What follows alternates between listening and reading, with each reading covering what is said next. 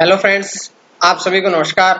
मैं हितेश कुमार एक बार फिर से आप सभी का ज्ञानकोश यूट्यूब चैनल में स्वागत करता हूं। आज है 19 अगस्त और 19 अगस्त से जितने भी करंट अफेयर्स बनेंगी वो हम आज की वीडियो में चर्चा करेंगे। इस वीडियो का पीडीएफ आपको ज्ञानकोश यूट्यूब चैनल के डिस्क्रिप्शन में मिल जाएगा, या मैं ज्ञानकोश नाम से ही टेलीग्राम चैनल है और ज्ञानकोश नाम से ही फेसबुक पेज है, मैं वहां भी शेयर करता हूं, आप लोग वहां से भी डाउनलोड कर सकते हैं।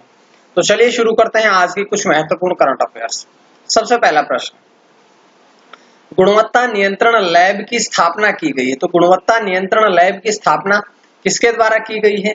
ये की गई है समुद्र उत्पाद निर्यात विकास प्राधिकरण के द्वारा अभी गुणवत्ता नियंत्रण लैब की स्थापना की गई है। और अगर प्रश्न पूछा जाता है कि इसकी स्थापना कहां पर की गई है, तो गुणवत्ता नियंत्रण लैब की स्थापना गुजरात के पोरबंदर में की गई है। तो ये था इस प्रश्न से संबंधित बातें। लेकिन आप लोगों ने एक बात नई चीज पढ़ी है यहाँ पर कि समुद्र उत्पाद निर्यात विकास प्राधिकरण। तो अगर हम इसके बारे में पढ़ें तो समुद्री उत्पाद निर्यात विकास प्राधिकरण के अध्यक्ष के बारे में अगर पूछा जाता है तो इसके अध्यक्ष है के.एस. श्रीनिवासन और इसकी स्थापना की गई है गुजरात में। तो गुजरात के मुख्यमंत्री है विजय भाई आर रूपाणी। राज्यपाल की अगर बात की जाए तो राज्यपाल है आचार्य देवव्रत। तो ये जानकारी हमने गुजरात से भी पढ़ी और इस प्रश्न से भी पढ़ी। उसके बाद बढ़ते हैं अगले प्रश्न की तरफ। स्वास्थ्य और आलेख ई सुविधाएं लॉन्च की गई है। अभी दो ई सुविधाएं लॉन्च की गई है, पहली का नाम है स्वास्थ्य और दूसरी का नाम है आलेख।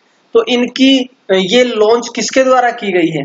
तो ये लॉन्च की गई है भारतीय जनजातीय मामलों के मंत्रालय द्वारा। अभी स्वास्थ्य और आलेख नामक दो ई सुविधाएं लॉन्च की गई है। यहां से प्रश्न बनने की जो संभावनाएं रहेंगी वो ये भी रहेंगी कि अगर आपसे केंद्रीय जनजातीय, क्योंकि जनजातीय मामलों के मंत्रालय ने लॉन्च की है, तो अगर आपसे केंद्रीय जनजातीय कार्य मंत्री पूछे जाते हैं तो अर्जुन मुंडा वर्तमान में भारतीय केंद्रीय जनजातीय कार्य मंत्री हैं। और अगर जनजातीय कार्य राज्य मंत्री की बात की जाए तो रेणुका सिंह सरूता वे राज्य मंत्री हैं। तो ये प्रश्न से आप लोग जरूर पढ़ेंगे कि जनजातीय मामलों के मंत्रालय ने लॉन्च की है, लेकिन केंद्रीय कार्य मंत्री है अर्जुन मुंडा और राज्य मंत्री है रेणुका सिंह सरूता। तो ये जानकारी इस प्रश्न से थी। उसके बाद है भारत का पहला बुलेटिन इंडेक्स बुलडेक्स लॉन्च किया गया है। तो बुलडेक्स जो है यहां पर देखिएगा बुलियन का ही आगे का हिस्सा है बुल और इंडेक्स का लास्ट का है डेक्स। तो ये बुलडेक्स एक नया बुलियन इंडेक्स है जो कि भारत का पहला बुलियन इंडेक्स रहेगा। ये किसके द्वारा लॉन्च किया गया है? तो ये लॉन्च किया गया multi commodity exchange of India, इसको शॉर्ट फॉर्म इसकी होती है MCX। MCX के द्वारा अब ये पहला बुलियन इंडेक्स लॉन्च किया गया है। अगर हम MEX अर्थात multi commodity exchange of India के बारे में पढ़ें तो ये भारत में स्थित एक स्वतंत्र कमोडिटी एक्सचेंज है। इसकी स्थापना 2003 में हुई थी। यह मुंबई में स्थित है और यह भारत का सबसे बड़ा कम्युनिटी डेरिवेलियल एक्सचेंज है। तो ये MCX के बारे में हमने पढ़ लिया है पूरा। उसके बाद बढ़ते हैं अगले प्रश्न की तरफ। बहुत इंपॉर्टेंट प्रश्न है कि सीमा सुरक्षा बल अर्थात BSF बॉर्डर सिक्योरिटी फोर्स के नए महानिदेशक बने हैं।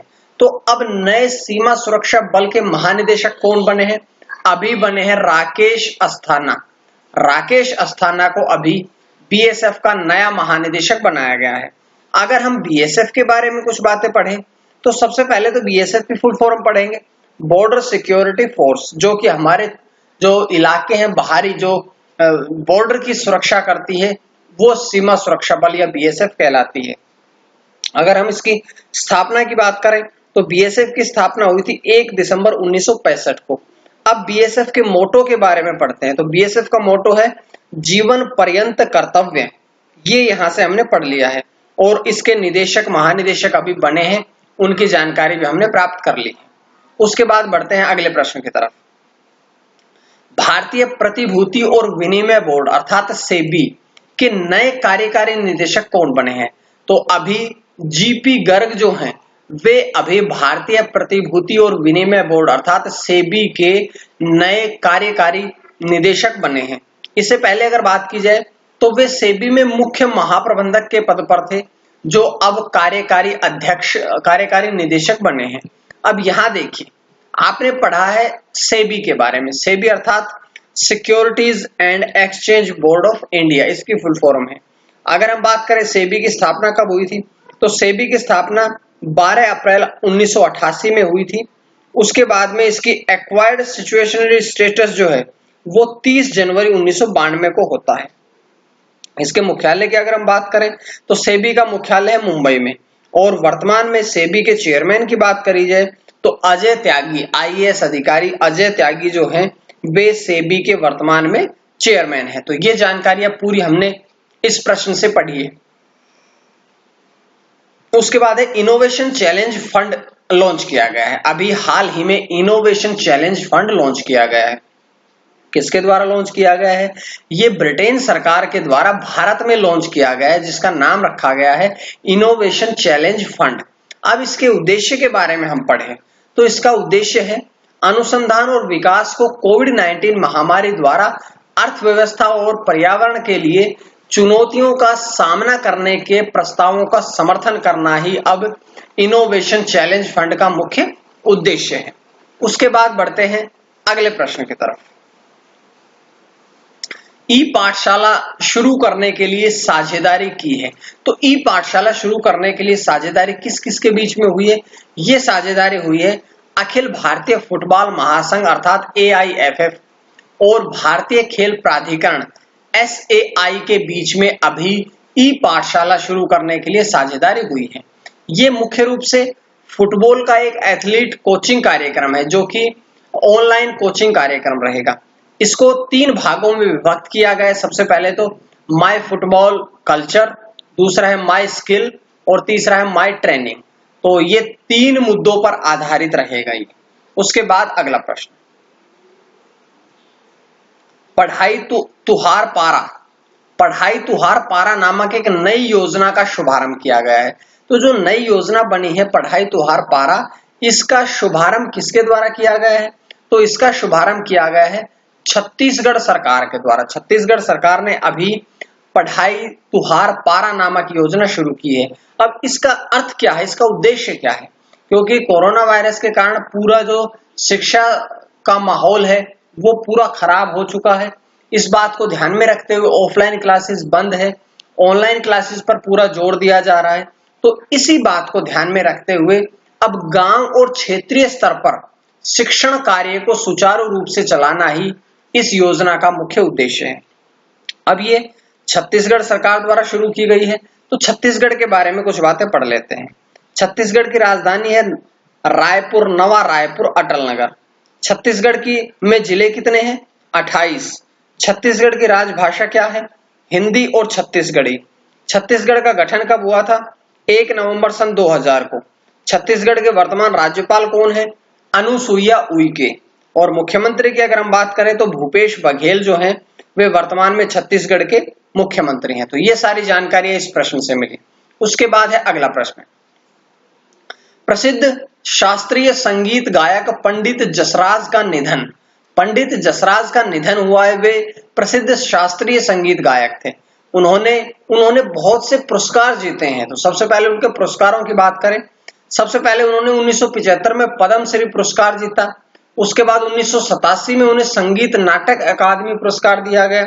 वर्ष 1999 में पद्म भूषण पुरस्कार और वर्ष 2000 में उन्हें पद्म विभूषण पुरस्कार से सम्मानित किया गया था। इसके अलावा भी और अनेक पुरस्कार उनको प्रदान किए गए थे, लेकिन मुख्य रूप से इन पुरस्कारों की बात की जाती है। अगर हम भारत के पूर्व प्रधानमंत्री अटल बिहारी वाजपेयी की बात कहें तो अटल बिहारी वाजपेयी ने शास्त्रीय संगीत गायक पंडित जसराज को रसराज की उपाधि दी थी। तो ये उपाधि उन्हें किन्होंने प्रदान की थी? ये प्रदान की गई थी अटल बिहारी वाजपेयी द्वारा। उसके बाद आज का अगला अंतिम प्रश्न, मेघालय के राज्यपाल बने। मेघालय के राज्यपाल कौन बने हैं? तो अभी सत्यपाल मलिक जो हैं वे मेघालय के अगले राज्यपाल बने हैं। वे अगस्त 2018 से अक्टूबर 2019 तक जम्मू और कश्मीर के राज्यपाल रह चुके हैं। और अब महाराष्ट्र के जो राज्यपाल है भगत सिंह कोश्यारी, वे अपने कर्तव्यों के अलावा गोवा के राज्यपाल के कर्तव्यों का भी निर्वहन करेंगे। इस बात को भी आप लोगों ने पढ़ लेना है। ये आज की करंट अफेयर्स थी। उम्मीद है आप सभी को पसंद आई होगी, और अगर पसंद आई तो आप लोग ज्ञानकोश यूट्यूब चैनल को सब्सक्राइब करें। ज्ञानकोश नाम से ही टेलीग्राम चैनल भी है और फेसबुक पेज भी है, तो आप लोग कहीं से भी इसको पीडीएफ को डाउनलोड कर सकते हैं। और आप लोग सब्सक्राइब करने के बाद बेल आइकन जरूर दबाएं। क्योंकि आपको डेली नोटिफिकेशन मिलता रहे, इसलिए। तो आज के लिए इतना ही। मां सरस्वती की कृपा आप सभी पर बनी रहे। आप सभी का बहुत बहुत धन्यवाद।